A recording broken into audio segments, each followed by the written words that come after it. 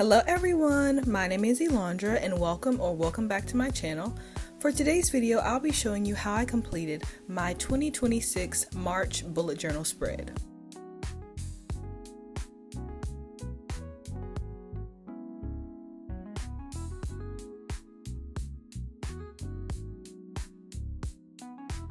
Now moving on to my materials, I am using the same old watercolors that I use quite frequently on this channel, and I also printed out some stars that I found on Canva. They're considered like scrapbook stars.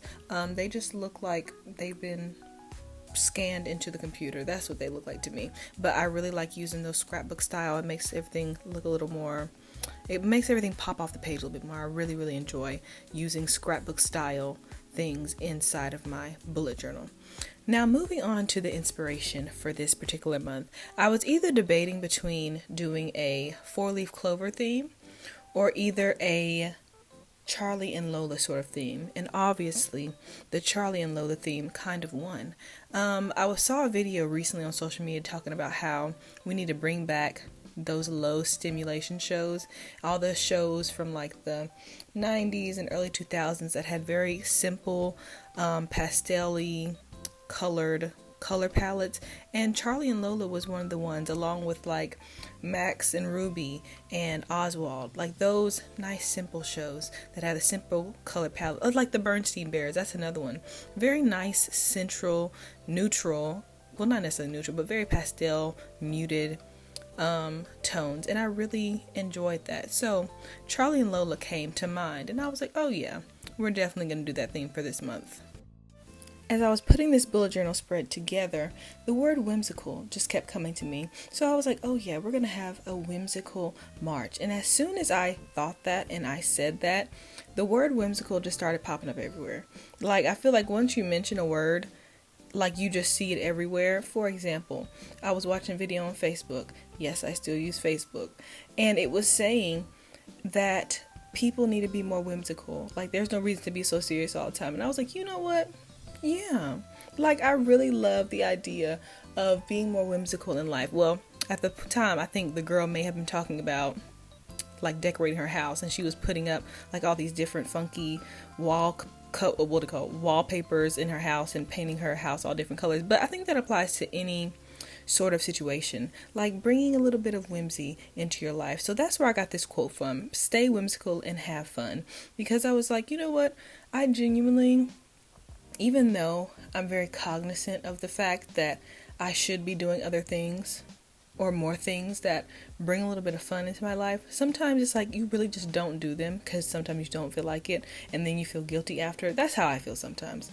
But this spring I was like, let's bring a little bit of whimsy back into my life, and that preceded me to find a video of one of my favorite YouTubers. Her name is her YouTube name is Marigold Manor, but she was just made a video of all the whimsical things that she was going to be doing this spring, and I was like, I should probably make that list. I have not done it yet, but in my mind it could be the simplest things, such as baking a little bit more and making the baking, like the finished product, be a little bit more decorated. Go get some edible flowers.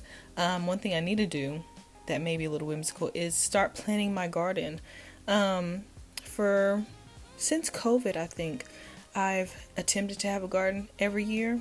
Since then, I've only been successful with maybe like 3 of them. Some years better than others. My first year was amazing. Second year was absolutely terrible. Third year was even worse. And 2 years after that, I didn't do it. And then I tried to do it last year.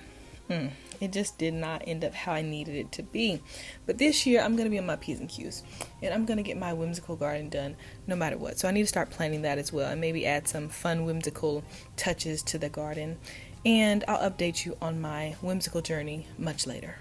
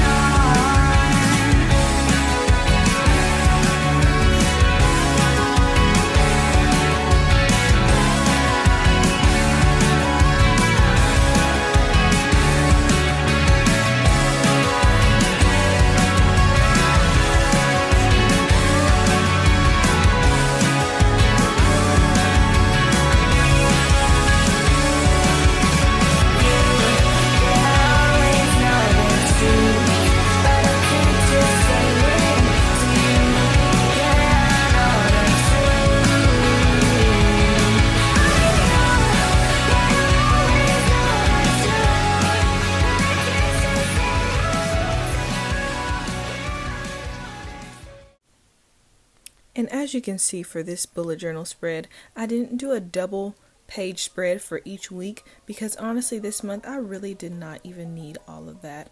So now we are here at the final reveal for March, and with our quote that says, "Stay whimsical and have fun."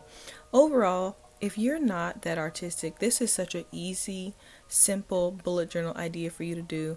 Get some watercolor, get some even stickers. You can do the same thing. Let me know what your theme is for March, and I hope that you have a whimsical March as well, and I'll see you all in my next video. Goodbye, everyone.